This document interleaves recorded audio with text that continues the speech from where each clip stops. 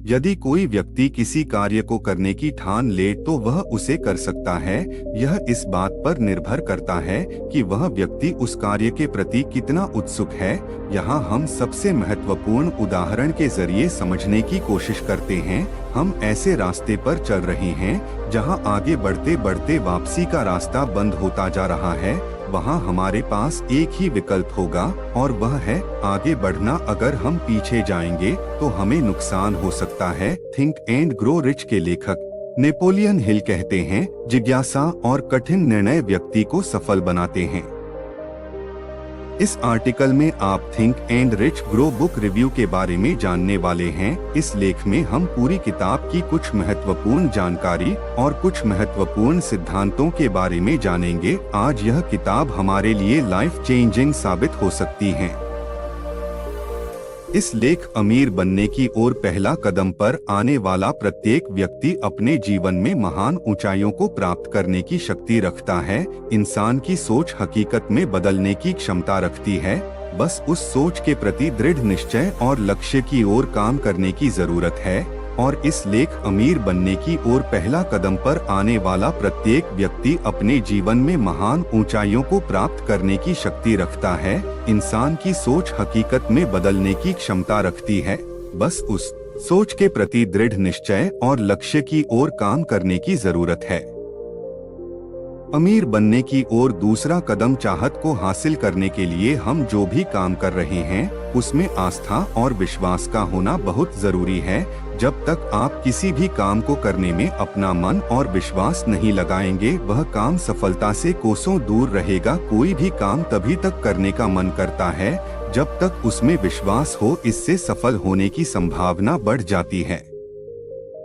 अमीर बनने की ओर तीसरा कदम आत्म सुझाव दुनिया की एकमात्र ऐसी प्रणाली है जिसकी मदद से कुछ भी हासिल किया जा सकता है। व्यक्ति में आत्म सुझाव की शक्ति होती है। वह व्यक्ति असफलता के डर से कभी पीछे नहीं हटता। वह अपनी मंजिल की ओर बढ़ता रहता है और एक दिन सफल होकर लोगों को दिखाता है।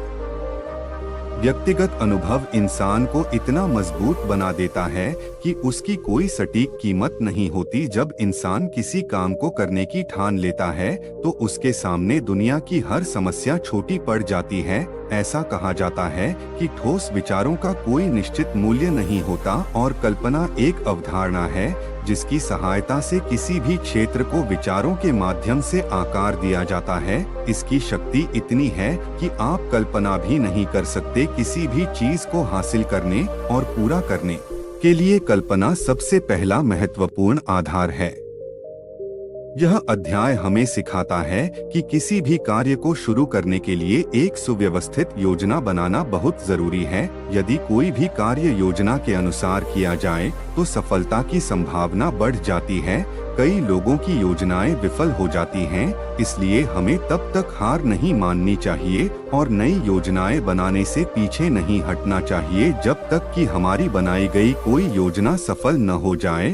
और इच्छा शक्ति को कार्य रूप में परिणत करने का स्पष्ट शब्दों में अर्थ यह है कि किसी संगठित योजना को अपनी इच्छा शक्ति एवं कल्पना द्वारा सशक्त आकार देना ही संगठित योजना कहलाता है। कुछ लोगों के लिए काम टालने की आदत पर काबू पाना एक मुश्किल काम हो सकता है। टालने की आदत एक ऐसी आदत है जिससे कोई भी अपना कीमती समय आसानी से बर्बाद कर सकता है।